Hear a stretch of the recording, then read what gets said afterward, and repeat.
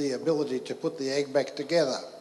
And I've had this out with our Labor colleagues, various Labor colleagues, and the commitment that you talked about from the state there, we can be somewhat proud of. But what really does disgust me is that what are we going to do about it? We have a group here, there should have been 2,000 or 3,000 people here at this tonight in Goulburn, and we have 40 odd. So we can feel good, be in fierce agreement and go away from tonight and nothing's going to change. And I am sceptical about putting the egg back together. This is one issue that is beyond political parties, that goes right to the of our society.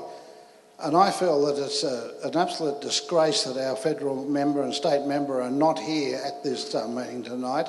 And I think that, I think they need to be held to account. And the only way a small group like this can hold people to account is put the pressure on through writing letters to the editor and letters to these people and letting people know that we're not happy with the way we're being represented. And that's the only way we're going to bring change around. And good luck with your efforts in Parliament. Can I just briefly comment? If, and it's a good point, but I want to put this to you. If each of us goes away from here and talks to 2 people about TAFE, and if each of those 2 people talk to 2 other people about TAFE, it takes about, I think, just a quick calculation, about 7 generations before you've got to 20,000 people. Doesn't take many people talking to many people before you've got a lot of people. Sorry to be a nerd, but what I'm saying is this is the time to start the conversation. My partner used to refer to me as the world's worst climate change bore, because I would wreck every dinner party by talking about climate change. She now refers to me as the world's worst TAFE and climate change bore.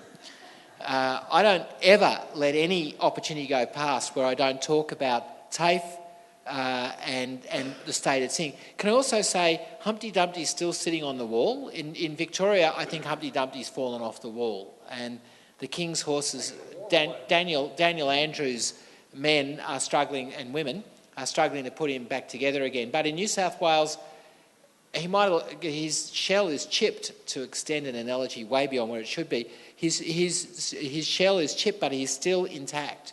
I think it's still reversible here in New South Wales. We're probably the only state in Australia where it's still reversible. Well, as I say, we are trying to.